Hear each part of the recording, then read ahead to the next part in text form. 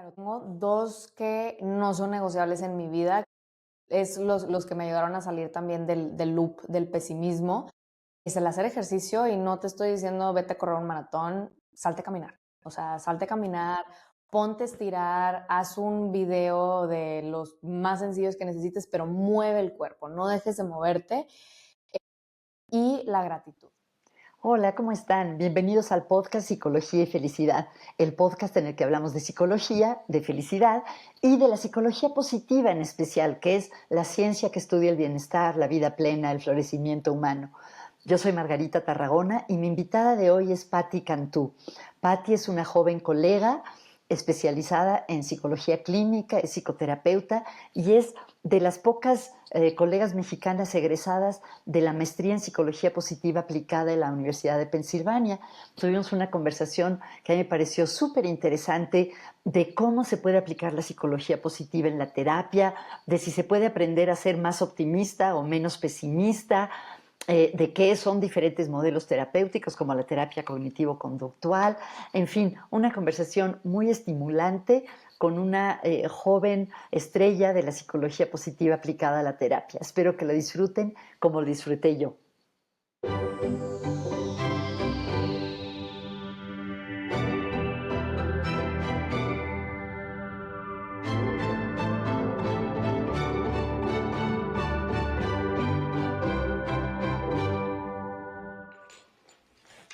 Patti, bienvenida. Muchas gracias por aceptar la invitación de estar en el podcast de Psicología y Felicidad. No, hombre, gracias a ti por invitarme, qué honor de poder estar aquí en tu podcast. Ay, estoy muy emocionada. Pues tú eres una reina de las redes, ¿eh? Te veo muy activa haciendo muchas cosas fantásticas. Ay, muchas gracias, intentamos. Patti, ¿por dónde empezamos? Tú eres una profesional muy joven y ya tienes mucha experiencia, tienes la maestría en psicología positiva aplicada en la Universidad de Pensilvania, que es pues el programa más reconocido seguramente de psicología positiva aplicada en el mundo. Eh, y antes de que me cuentes qué es lo que estás haciendo con ese grado, me gustaría preguntarte, ¿cómo defines lo que haces? Si alguien sé que eres psicóloga, obviamente, nuestro público también lo sabe, pero si alguien te conoce en una cena o en una reunión y te dice, ¿tú a qué te dedicas? ¿Tú cómo describes tu trabajo? Gran pregunta, y de hecho hace unos días estuve escuchando varios episodios de tu podcast y yo, wow, o sea, que lo cuente la gente cuando responde. Y yo pues considero que tengo dos roles. Por un lado, soy psicóloga, trato o más bien recibo a pacientes, clientes que buscan lo que decía Seligman, ¿no? No solo quitarse el síntoma, pero sino llevarse una vida más próspera. Ujú, Pero también ayudo, mi otro como otro gorrito, mi otro rol, ujú, es ayudar a otros psicólogos justo a responder esta pregunta. ujú. Y eso es en algo en lo que uso un poquito la psicología aplicada en un programa que diseñé. Mm. Se llama Casa Consciente tu programa, ¿verdad? Casa Consciente es como el hogar y el Ah, programa, el hogar del programa. El programa se llama Psicólogos Conscientes, ok. porque la meta es ayudar a que los psicólogos, o sea, creo que en México falta un poquito a veces de ciertos lineamientos. Entonces salimos de la universidad sin saber bien qué rollo después de la carrera. Entonces mi meta es ayudarlos a que se hagan conscientes tanto de sus necesidades como de sus fortalezas o sus áreas de oportunidad, para que de esa forma puedan ser los psicólogos pues más éticos, ¿no? Y más que ayuden o más bien que se desempeñen de la mejor forma en la profesión, ¿no? ¿Cómo te diste cuenta que esa era un área en la que te gustaría concentrarte? Mucho porque yo lo viví, o sea, yo me gradué de la carrera y ya tenía un trabajo que me gustaba, pero cuando empiezas a dudar de ciertas cosas, como que, oye, pues ese era el camino, yo empecé como neuropsicóloga, Ah, entonces, sí, la verdad, yo no, incluso una maestra me decía, de que tú vas a acabar en clínica, yo, claro que no, se llama Pati también, Pati Coaya, y de que yo, claro que no, Pati, yo voy a quedarme con los niños, y no, dicho y hecho, se cumplió lo que ella dijo, pero nace mucho de esta necesidad que yo tuve y luego que vi que amigas mías tuvieron, y luego ahorita tengo una hermana 7 años menor y sus amigas se están graduando y unas de ellas psicólogas, ujú, e igual, Y digo, oye, pues en 7 años que, o sea, no ha avanzado mucho la cosa, que la gente sigue saliendo con estas dudas de qué hago con la carrera que tengo y más en la rama de la psicología. ¿Qué es lo que te hizo ir de la neuropsicología, que también tiene una parte clínica, ¿no? O sea, puedes ver gente. ¿Qué te hizo dar el paso de la neuropsicología a la psicología clínica? Fue mucho que yo en la neuropsicología lo que veía era a los niños, ya sea con una discapacidad en el habla, o sea, un Mm, rezago en el habla, ujú, o si tenían algún tema con algún trastorno, ya sea no déficit de atención, autismo, o sea, que estuvieran en el espectro autista y eso. Y me acuerdo que al momento, aplicamos la terapia ABA, que es ujú. Applied Behavior Analysis, Ok. y lo que hacíamos es muy mecánico, muy pavloviano, por así decirlo, Para la donde le gente que decíamos al niño, para la gente que nos oye, ajá, que a lo mejor no sabe lo que es el análisis conductual o experimental de la conducta, ¿nos podrías decir así brevemente de qué se trata?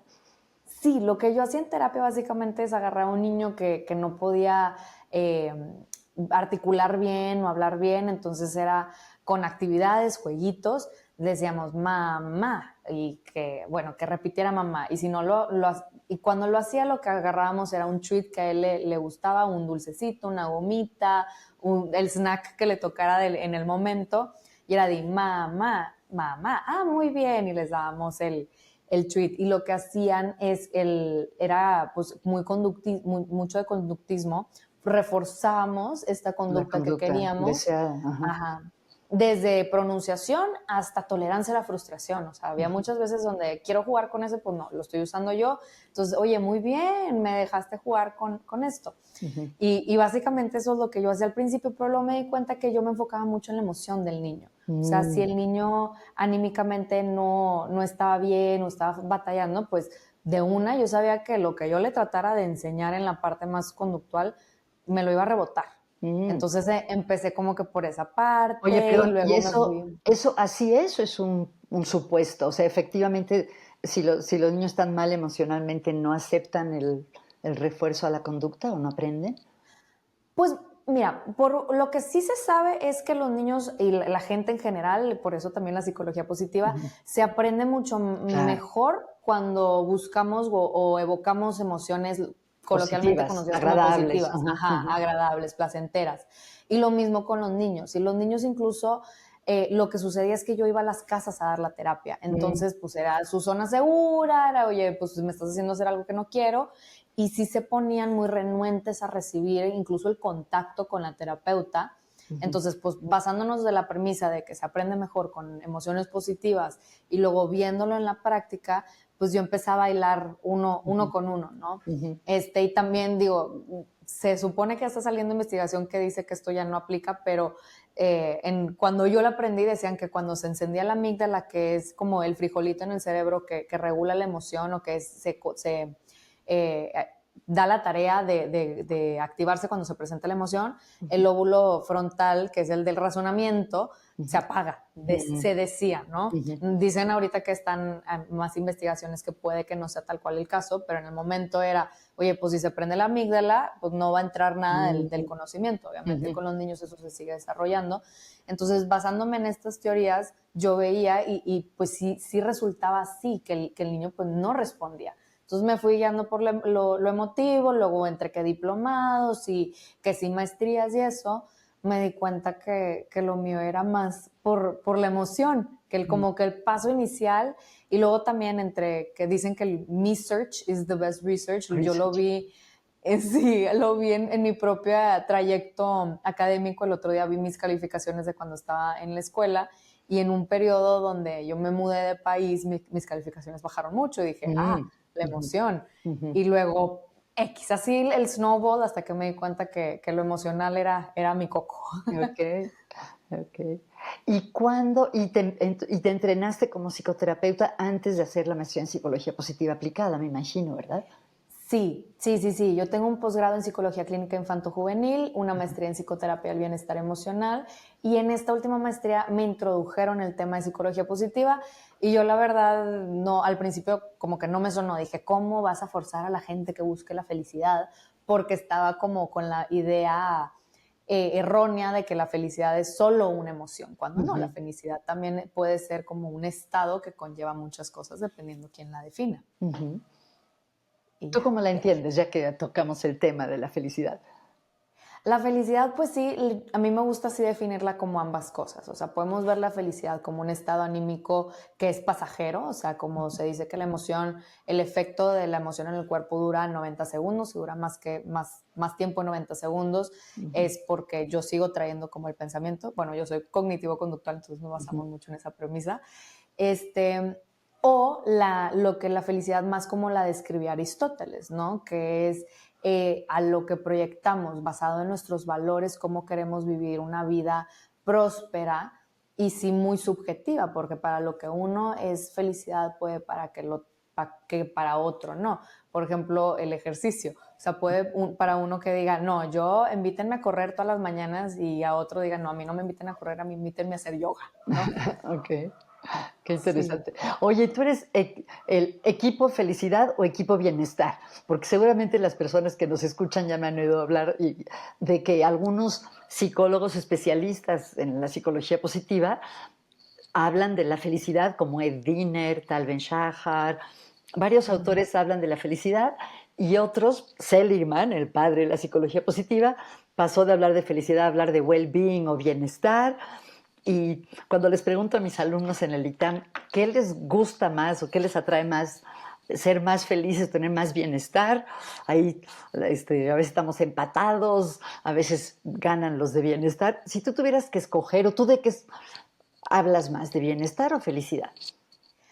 Creo que es muy difícil, o sea, difícil responder esa pregunta porque una cosa es lo que le comunicamos a los demás y la gente a veces no entiende lo que es bienestar. Y bueno, ya eso respondiendo a tu pregunta, yo soy más equipo bienestar porque siempre siento que engloba más y toma en consideración la experiencia humana, donde no somos perfectos, erramos, se vale que nos equivoquemos y la felicidad... mucho como lo dice, no sé si has leído el libro de Stephanie Harrison, que también es MAP.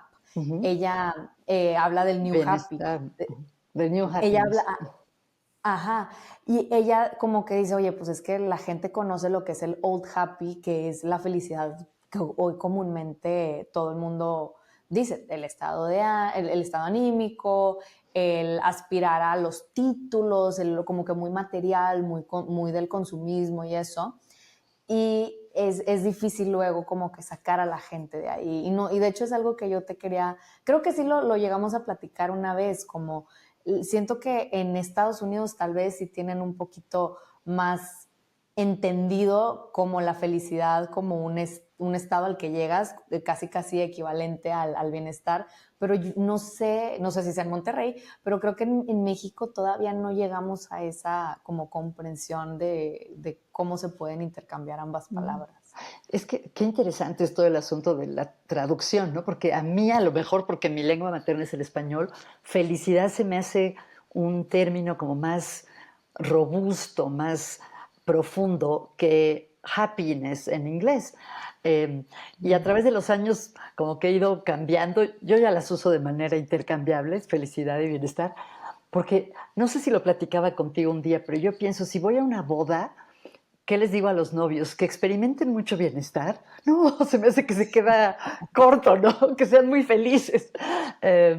Pero bueno, el punto es que me llama la atención que tú, veo que tú hiciste tu tarea, que te agradezco mucho de oír mis podcasts y yo hice la mía, que me metí a tus redes, que no es difícil porque te sigo. Y dices que una de las cosas que tú haces es ayudar a los clientes de terapia a ser más optimistas. ¿Por qué escogiste ese subconjunto de la psicología positiva, el optimismo? Es porque me encanta, porque yo soy pesimista. Entonces, cuando escucho que Seligman tanto dice que los pesimistas tienen más problemas de salud y batallan más y esto, yo dije, ay, chin, yo me gané esa lotería, yo soy pesimista. Y luego el aprender que ¿Sigues puedes siendo, dejar o de sea, ser pesimista. hablas en presente? ¿Quieres decir que hasta la fecha lo eres o todo lo que has estudiado de psicología positiva ha cambiado esa característica?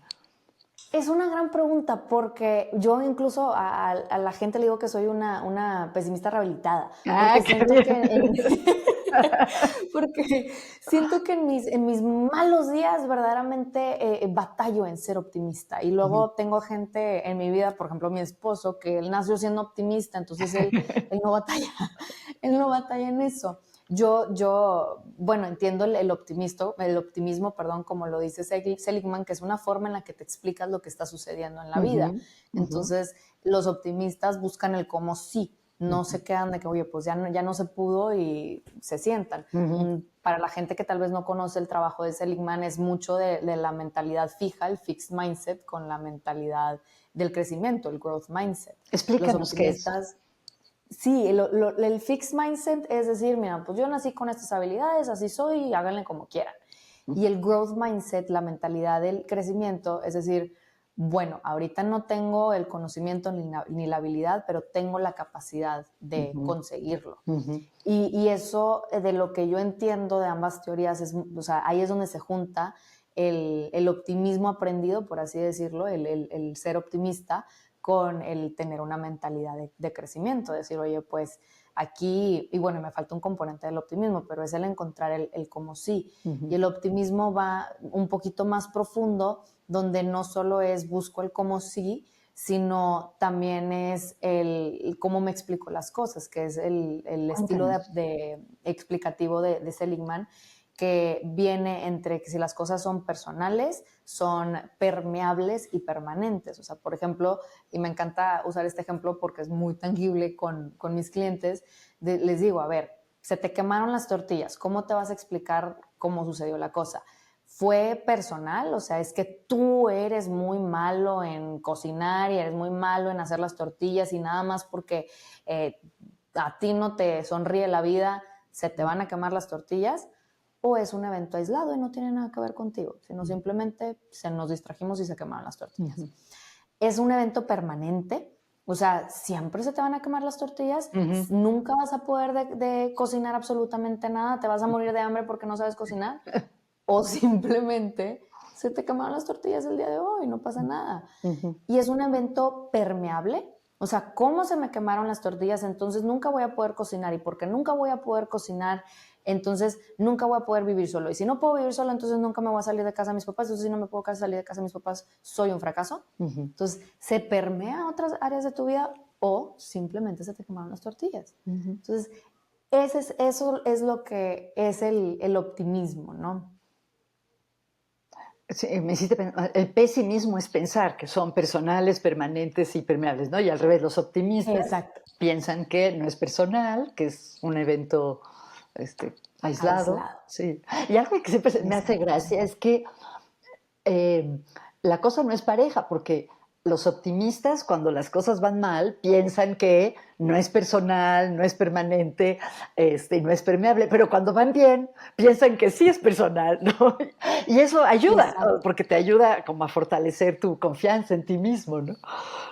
Totalmente, Mm, totalmente. Sí, sí, ujú, sí, es una espada de doble filo, que luego ahí llegamos a los polianas, que es de que, oye, demasiado optimismo, demasiada mm, felicidad, demasiado positivismo. Entonces ujú. sí es como, les recomiendo mucho el libro de optimismo aprendido, Learned Optimism, creo Sí, que de es de Seligman. Seligman. Ajá, Ajá, que justo ayuda a discernir entre sí. cuándo sí y cuándo no. Sí, y qué bueno que mencionas esto, porque creo que en nuestra vida cotidiana mucha gente piensa que el optimismo es como ir por la vida sin preocupaciones, ¿no? Como Hakuna Mm, Matata en El Rey León, tú no te preocupes de nada. Y no es eso, ¿no? Lo que se ha encontrado es que las personas optimistas enfrentan las dificultades, ¿no? No sé si tú mm. quieres agregar algo más sobre eso. Justo, sí, sí, creo que es como un buen cierre del círculo lo que decíamos de la mentalidad del crecimiento, ¿no? El, Ujú, el- el optimista busca el cómo sí, ok, está el muro, pero ahí le puedo sacar la vuelta y llegar y avanzar a donde quiero llegar, ujú. justo. Ok. Oye, y digo, sé que es muy difícil sintetizar qué pasa en un proceso terapéutico, que es algo muy sutil y complejo, pero si tuviéramos una ventanita, si pudiéramos ver tu consultorio, ¿qué tipo de conversaciones tienes con tus clientes y qué tipo de cosas hacen que efectivamente les ayuden a desarrollar una mentalidad más optimista? Claro, creo que una de ellas, y es como lo que más me sorprendió ya que me adentré al mundo de la psicología positiva, fue el usar las fortalezas de carácter Ujú. en la terapia. Y más porque tenía un caso de una persona que estaba pasando por una crisis depresiva y ya habíamos tocado bastantes puntos, pero de plano no lográbamos salir de ahí. Y, o sea, estaba en la maestría, dije, oye, probemos las fortalezas de carácter. Le puse el cuestionario, lo tomó, desglosamos todo, ella se dio cuenta de, oye, espérate, si tengo cosas, o sea, no me, porque, a ver, todo el mundo hemos tomado un cuestionario, un inventario, un quiz, lo que sea, que dice qué tenemos mal. Mal, Pero claro. las fortalezas de carácter nos dicen que sí tenemos, o sea, no es que yo, porque soy tu psicólogo y tengo esperanza, veo que tienes el potencial, no.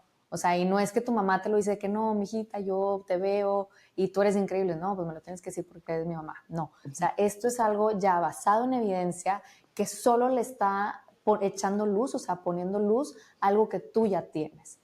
Entonces, eso es, digo, hemos aplicado muchas cosas, pero una de ellas es las fortalezas de carácter y ahora es descríbeme el conflicto que tienes ahorita y cómo lo resolverías usando tus fortalezas de carácter.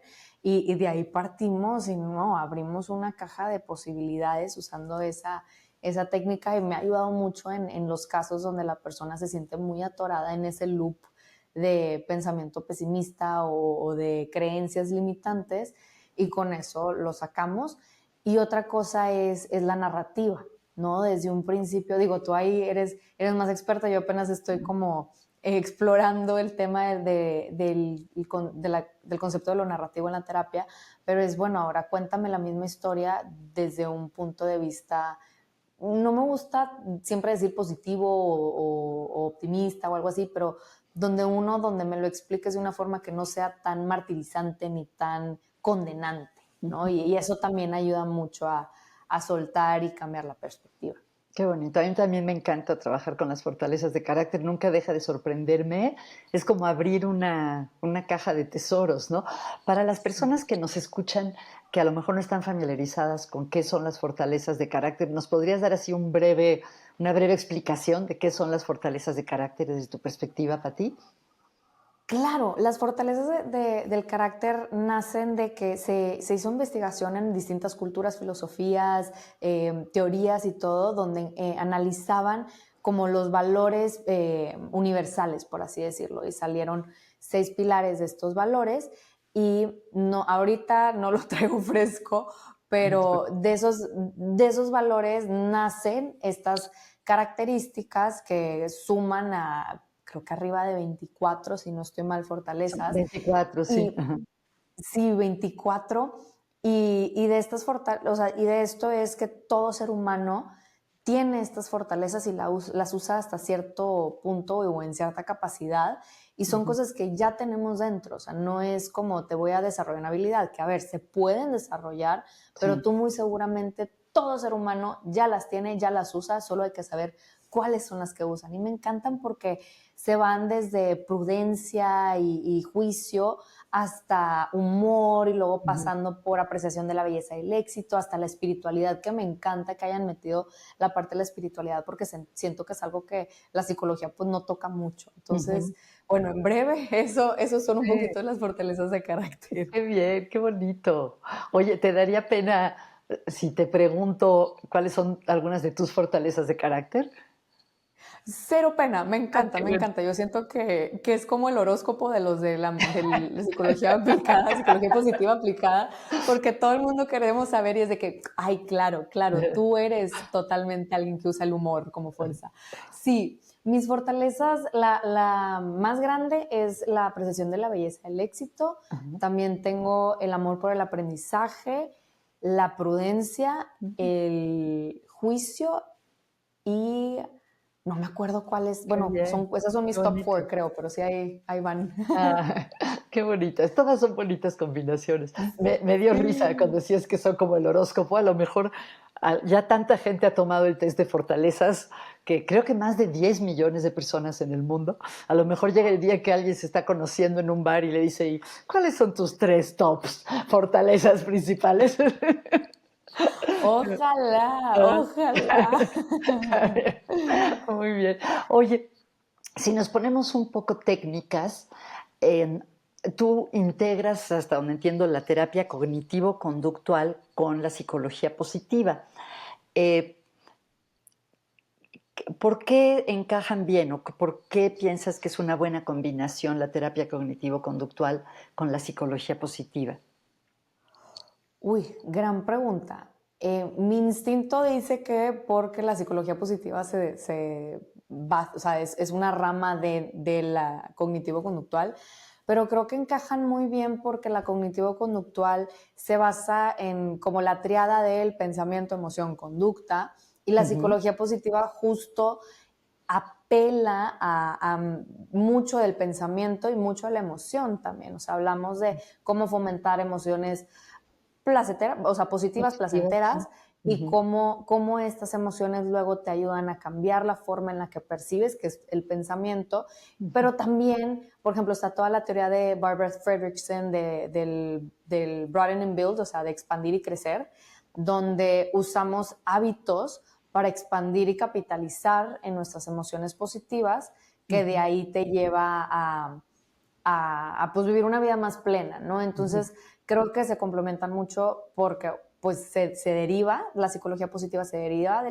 la cognitivo-conductual, pero también porque es como, y creo que un día lo platicamos tú y yo, como el complemento de no solo te quito el síntoma, de no solo te doy habilidades que puedes hacer para no sentirte tan triste, no tener tanto estrés, no sentir tanta ansiedad, pero sino llevarte al punto donde estés viviendo una vida plena, próspera y que te sientas con mayor satisfacción de vida. No sé si eso responde la sí. pregunta. Me dejaste pensando, yo creo que muchos de los modelos terapéuticos que aplican psicología positiva vienen de la tradición cognitiva-conductual, pero no creo que toda la psicología positiva venga de la Así tradición, no. ¿no? Porque no tiene como investigación, como que es psicología en general, ¿no?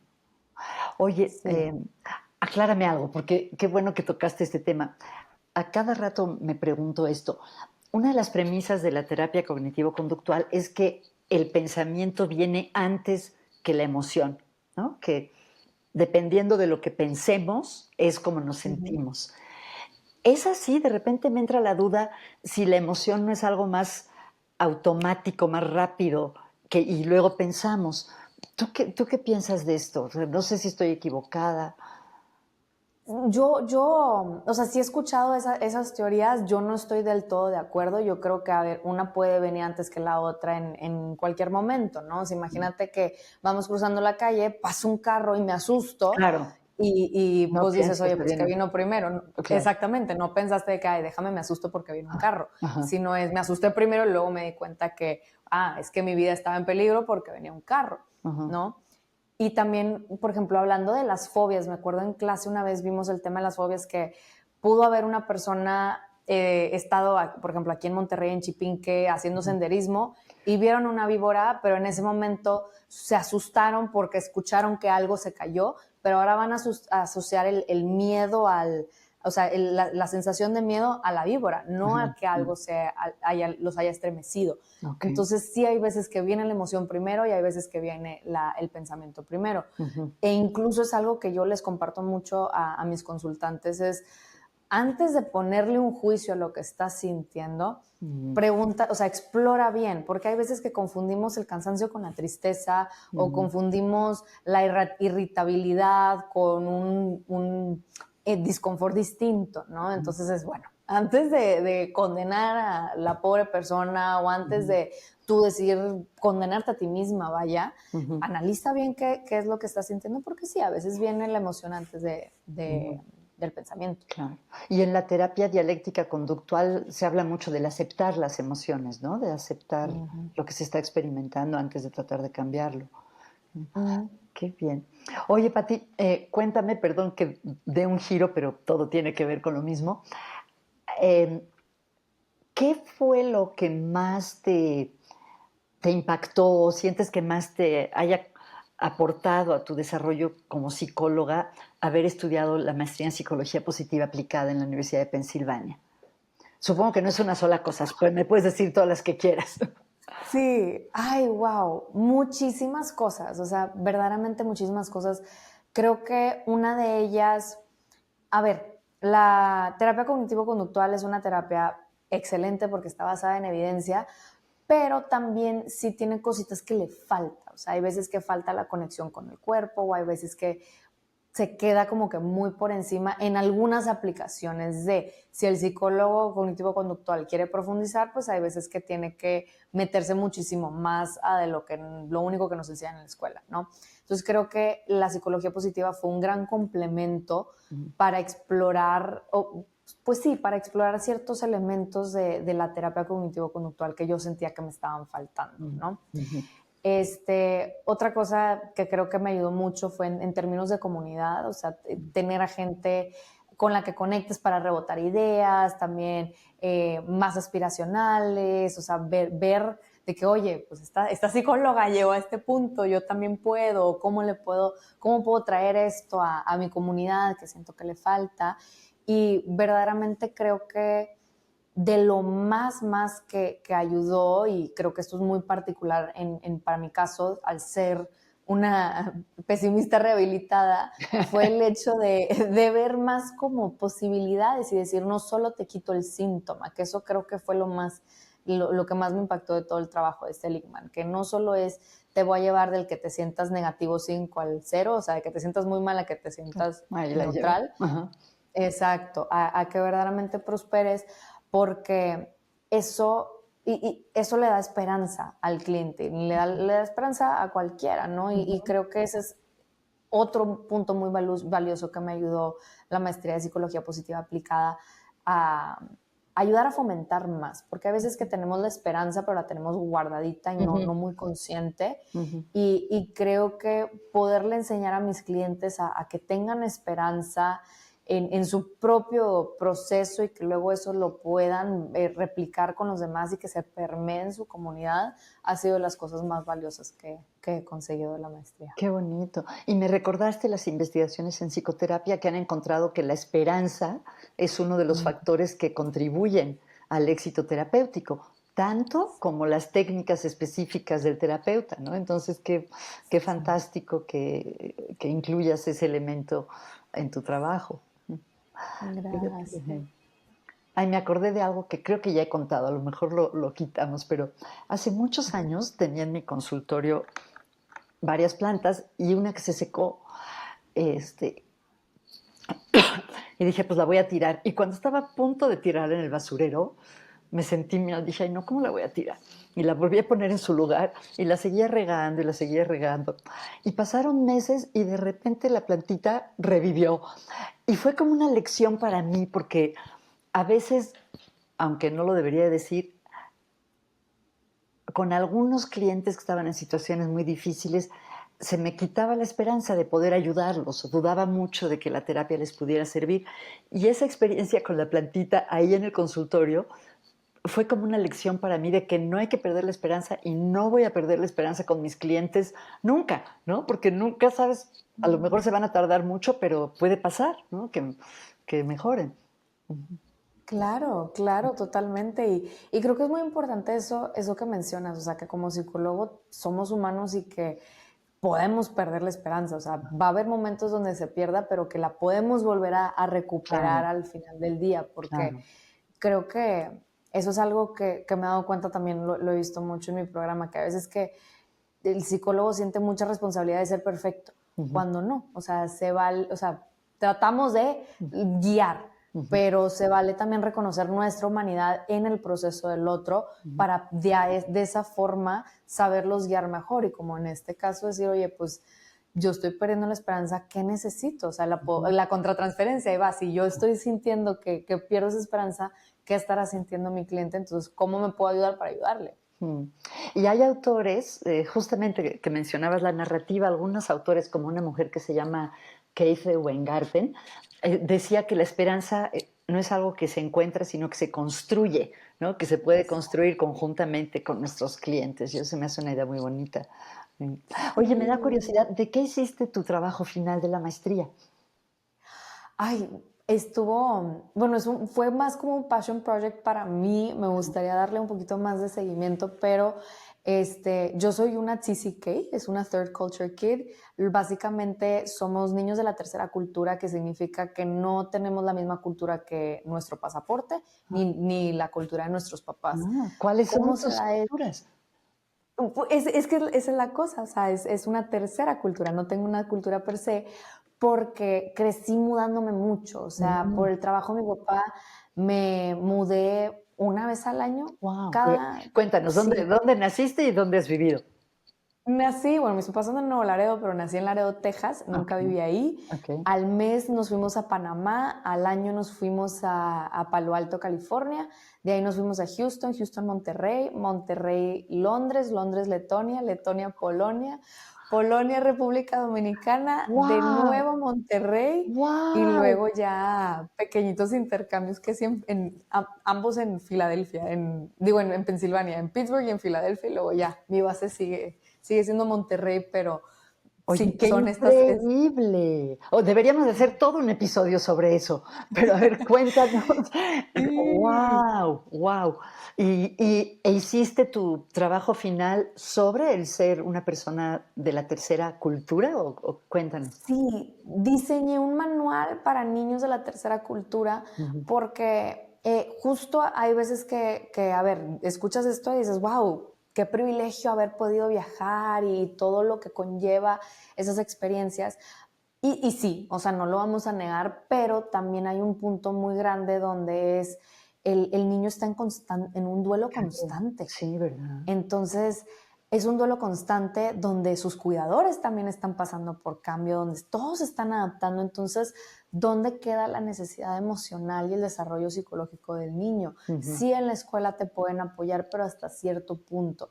Entonces, usando recursos de la parte humanista, la psicología positiva, como el arte y la música, ujú, diseñé un manual donde crean espacios o mantienen cierto control de sus cambios o incluso exploran este duelo ujú, usando fortalezas de carácter para ayudar a forjar su identidad, porque pues ujú. sí, o sea, si nos estamos mudando de cultura en cultura de cada ratito, eh, o sea, el que hubo lecón se queda corto, ¿no? O sea, quedamos con el quién soy yo en este contexto, si en casa es así, pero allá es allá, o no eres suficientemente mexicano porque no Sí, creciste en México, pero no claro. eres suficientemente de otro lugar porque no creciste, o sea, porque no eres de allá. Ujú, Entonces, fortalezas de carácter, usamos la música para que tengan cierto sentido de control de lo que les sucede y de que su ambiente se mantenga igual el arte para explorar sus emociones y en el momento que no sepan describir oye, pues sí, todo el mundo me dice que tengo que tener estar contento por el privilegio que tengo, pero a la vez me siento muy conflictuado porque acabo mm, de dejar a mis amigos o estoy pasando por la pubertad y no sé qué estoy sintiendo. ujú. Y luego la parte de lo que diseña Karen Rivich de la resiliencia, también tocamos ese, ese punto y hablamos de cómo desarrollar, es que usé las siglas, ¿no? Se llama CROMA, tipo CH al cuadrado ROMA, porque usamos fortalezas de carácter, cómo manejar la cháchara mental, la R de resiliencia, la O del optimismo, M de música y A de arte. Qué bonito, wow. Oye, ¿y trabajas con familias o con niños, de esa población? O sea, por ejemplo, Desafortunadamente por el momento no. okey. Sí, O sea, si trabajo lo que con, ajá. no, te iba a preguntar, si te llama alguien que, su familia vive así, ¿puedes dar una asesoría, una consultoría o algo así? Si alguien me contacta, 100% sí, Ujú, 100% sí, no me han llegado muchos de esos casos. Sí, lo que sí me ha llegado es casos como, se pudiera considerar hasta cierto punto TCKAs, o sea, adultos de la tercera cultura, ah, donde es gente que ya en sus años un poquito más grandes se mudaron expatriados ujú, y ellos sí me llegan, que dices, oye, pues es que estoy viviendo en otro lugar, quiero terapia con alguien que me entienda, pero pues ujú. en donde vivo no es mi misma cultura, entonces sí acuden a terapia conmigo. O gente que empezó en Monterrey y se tuvo que ir por algo, pero quieren mantener la constancia.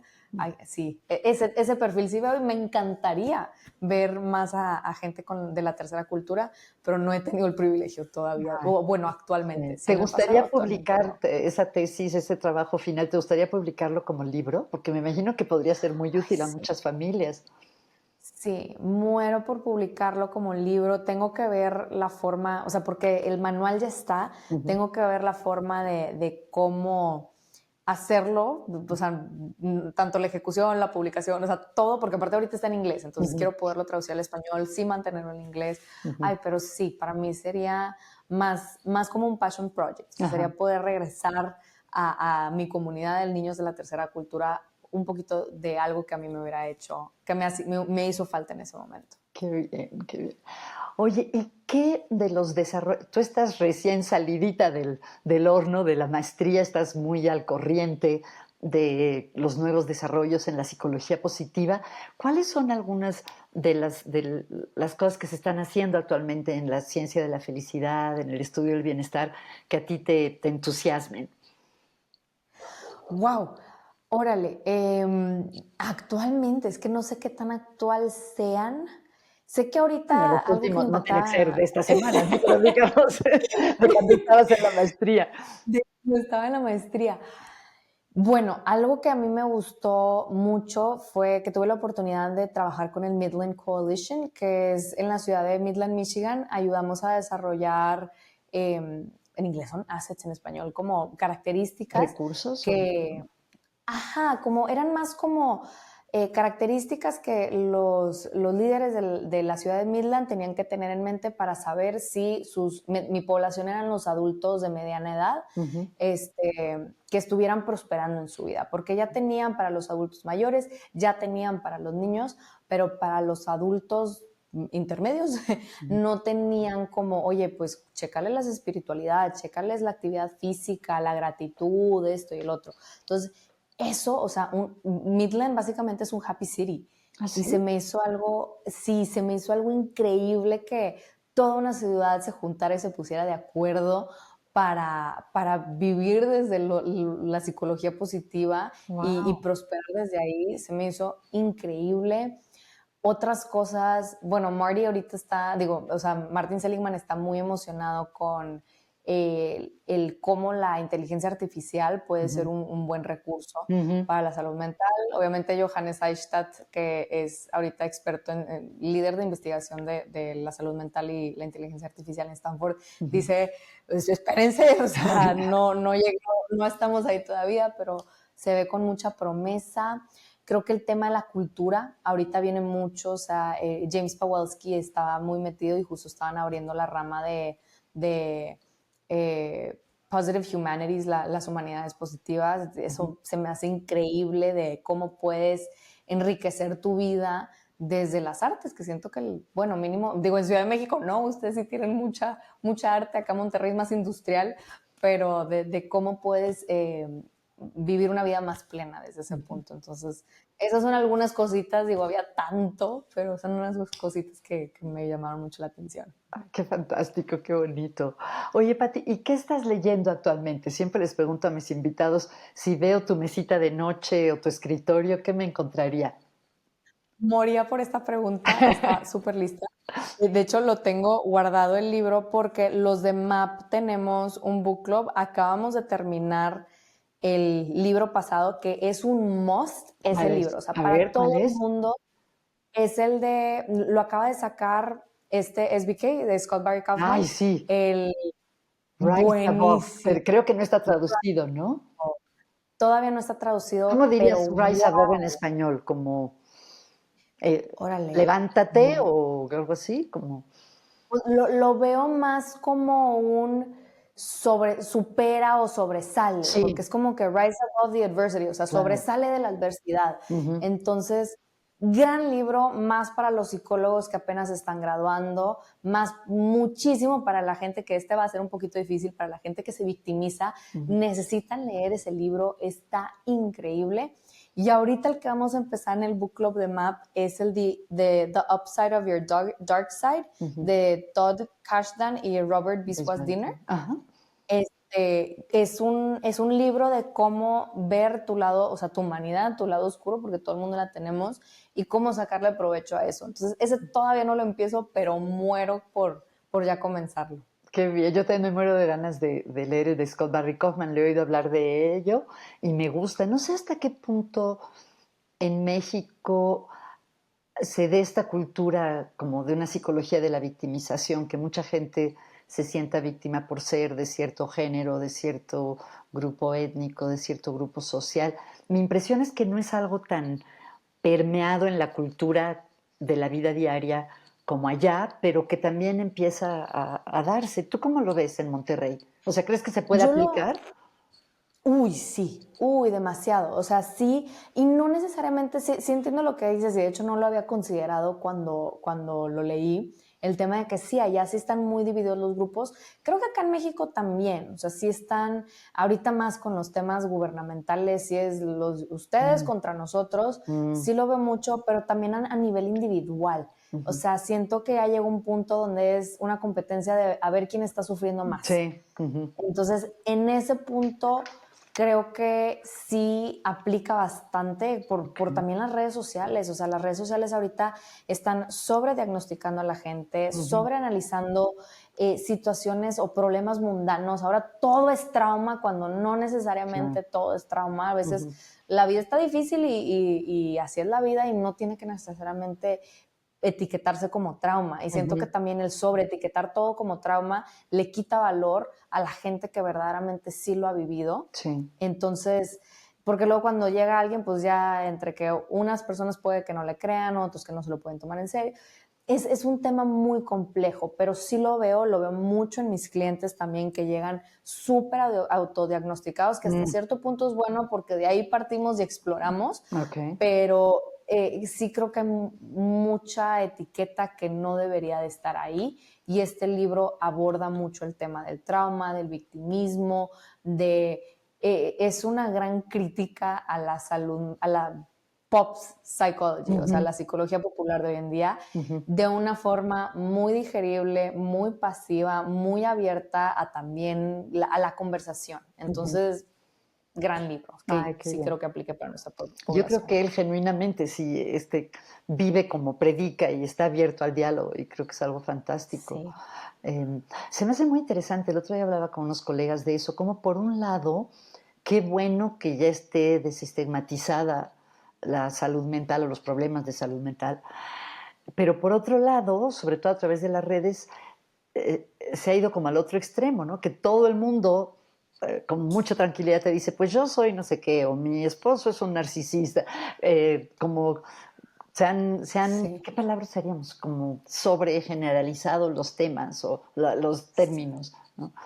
Que, Sí, oye, totalmente. y además de psicología positiva, ¿hay otros temas que te gusten? Vaya, es que sí soy muy apasionada de la psicología positiva. Yo también. Me interesa que si luego la gente me dice que es que se nota que te gusta, y yo sí, no me saquen plática porque no me callan. Me encanta el tema del arte, me encanta, o sea, ¿Tú haces mi algún esposo tipo y yo, de arte? sí, me Ay, qué gusta bien. pintar mucho, soy muy manual también, Ajá. o sea, me gusta ocupar mis Ujú, manos, me gusta tejer, me gusta crochet, ujú. pintar en lo particular. De hecho, mis pacientes se me hacen burla porque se sabe que yo a todas partes voy con un kit de acuarelas y una libretita para pintar, Ay, qué y bonito. pinto donde sea, me fascina.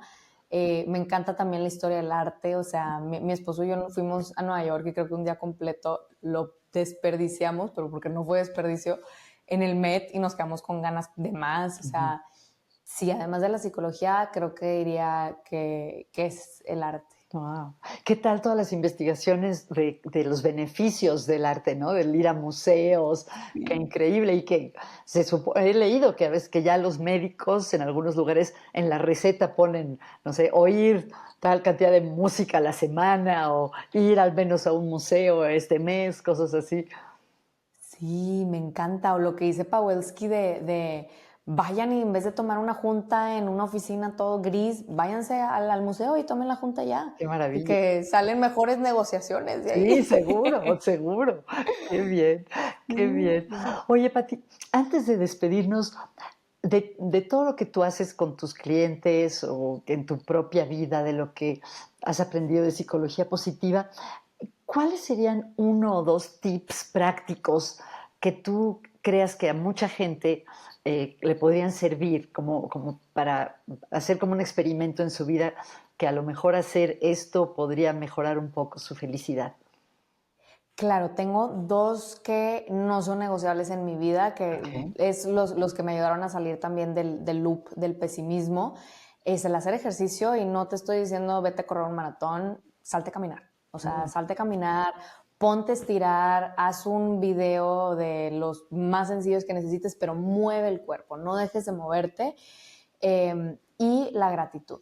Él Ujú. practica, nombra 3 cosas que agradeces de tu día, desde qué ricas están mis sábanas recién lavaditas o qué buenas estaban mis quesadillas, hasta cosas más elaboradas como me felicito, felicito a mi cuerpo por haberme ayudado a sobrellevar este periodo difícil.